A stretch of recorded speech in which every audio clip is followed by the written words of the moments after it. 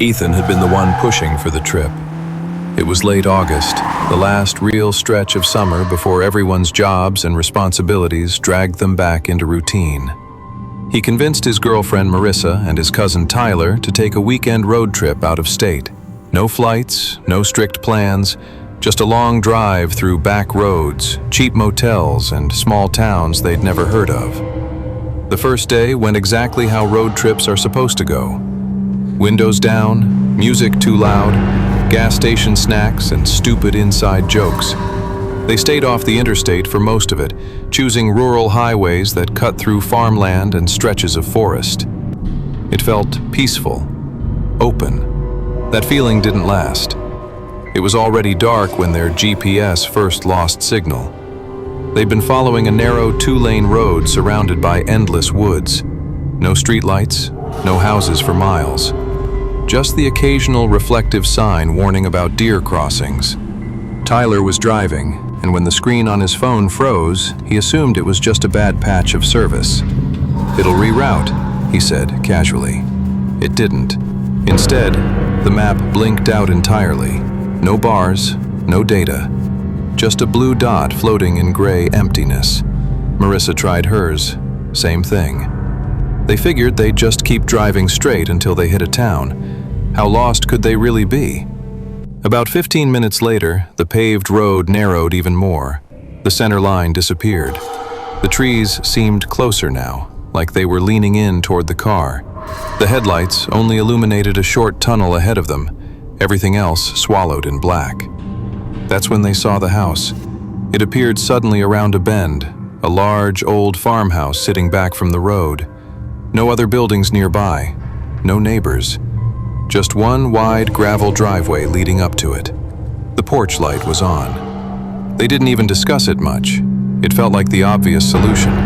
Ask for directions. Maybe even get signal near the house. Tyler turned into the driveway.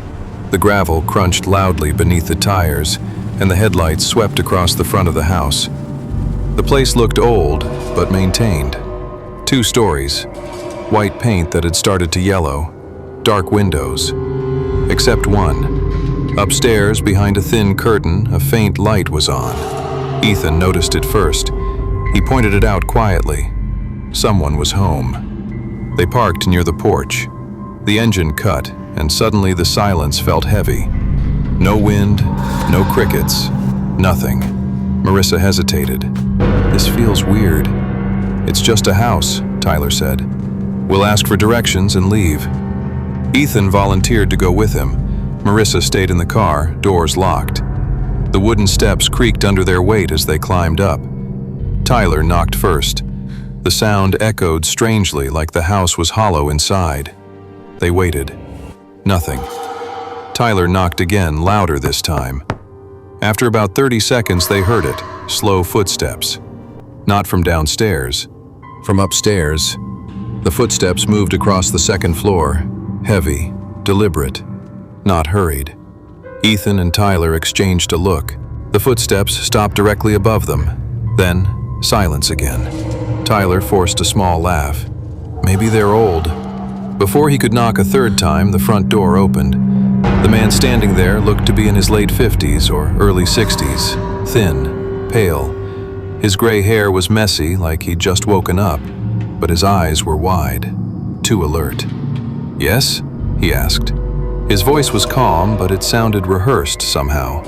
Tyler explained they were lost, that their GPS had cut out, and they just needed directions back to the main highway. The man didn't answer right away. He stared at them.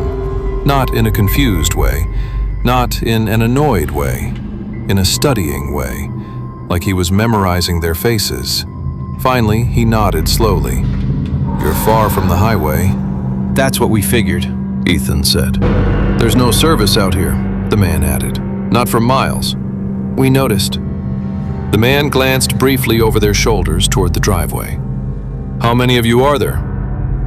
The question landed heavier than it should have. "3, Tyler said.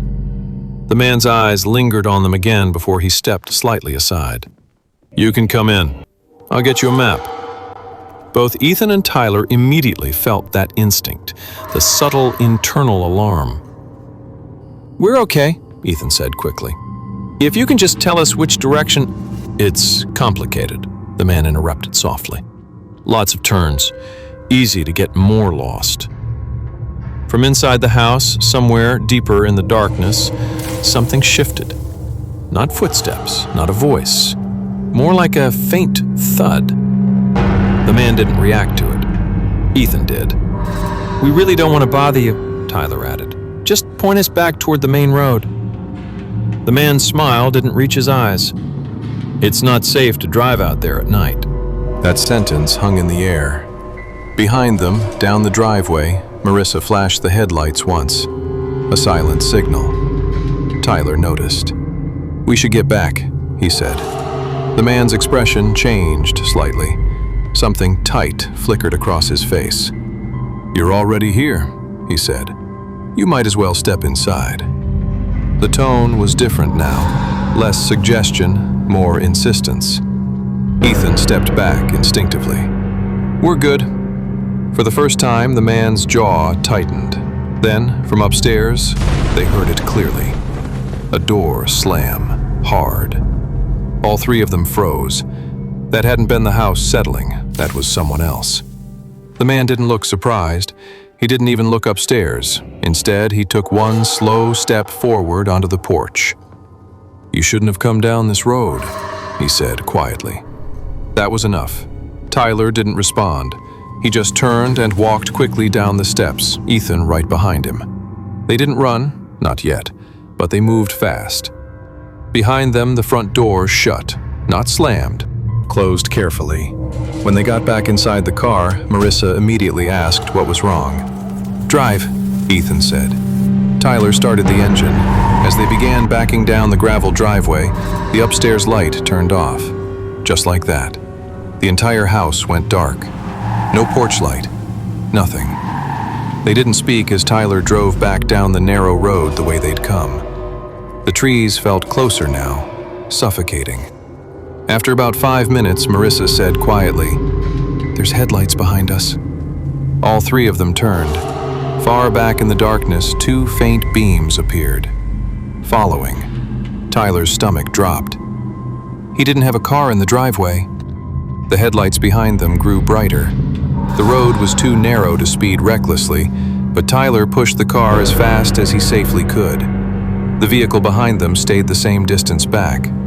Not gaining, not falling behind, just there. Then Ethan's phone buzzed. He looked down. No caller ID. He hesitated before answering. Hello? Silence. Then faint static. And beneath it, the unmistakable sound of a car engine, in sync with the one behind them. Ethan's chest tightened. He slowly turned to look out the back window. The headlights flicked off. The road behind them was pitch black, but the call stayed connected. Static, engine hum. Then, through the speaker, they heard something else. A click, like a car door unlocking. And at that exact same moment, Tyler's car made the same sound. All three of their doors unlocked at once. Marissa screamed and hit the lock button repeatedly. Tyler's hands were shaking. That's not possible. Ethan hung up, his heart pounding. The headlights behind them suddenly reappeared, much closer now. Tyler floored it. The road curved sharply, and as they whipped around the bend, the headlights behind them vanished again. This time for good.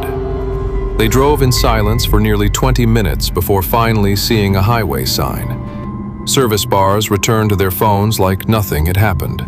They pulled over at the first gas station they saw. Bright lights, other cars, normalcy. When they told the clerk about the farmhouse and the man, she went quiet. There's no house out that way, she said. Tyler insisted. Gravel driveway, 2 stories, porch light. The clerk slowly shook her head. That road was closed off years ago, she said. After a family disappeared out there. House burns down. They never rebuilt. None of them slept that night. When Ethan checked his phone the next morning, the no caller ID call was gone from his recent history. No record. But there was something else. A photo in his camera roll. taken at 2:14 a.m. A blurry image from inside the car, the back seat, and through the rear window, faint but unmistakable, the outline of a man standing in the road, watching them drive away.